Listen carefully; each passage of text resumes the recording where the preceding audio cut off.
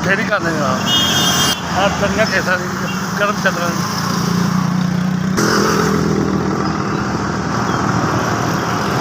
400-500 रुपया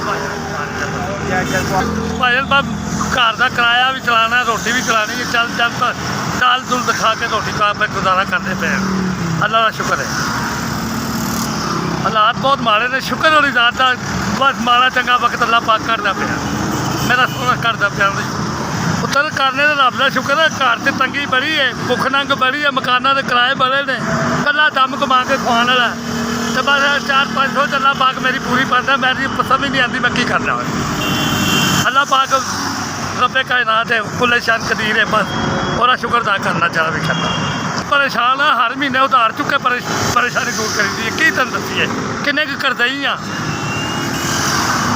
इस वे को 50-60 हज़ार के करदई हाँ सी।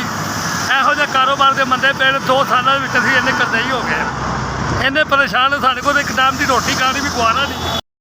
जनाब बहुत बहुत शुक्रिया। अल्लाह तुहाडी जिंदगी करे, परवरदिगार किसी चीज़ का मुताज ना करे। 5 दिन पा के इन्ना करो किसी चीज़ की कमी ना, गरीबों के दुख झल्लण दे। तुहाडे इन्ने क तंगियां दूर होणगे। परवरदिगार मिट्टी में हथ पाओ तो सोना होकर लगे, हीरे जवाहरात होकर लगे। जिन्होंने मेरी 5000 की इज्जत रखी, अल्लाह ने बच्चों की जिंदगी रखे, सलामत रखे, किसी चीज़ का मुताज ना करे। परवरदिगार इन्होंने कभी किसी दुनिया से किसी खत्ते ने भी जान जाना, सोने चांदियां हथ ना पाते पे। परवरदिगार SPS तेरी जज भी सलाम, तेरी अजमत भी सलाम, तेरी आजमत सलाम, तेरे पने तेरी आलमात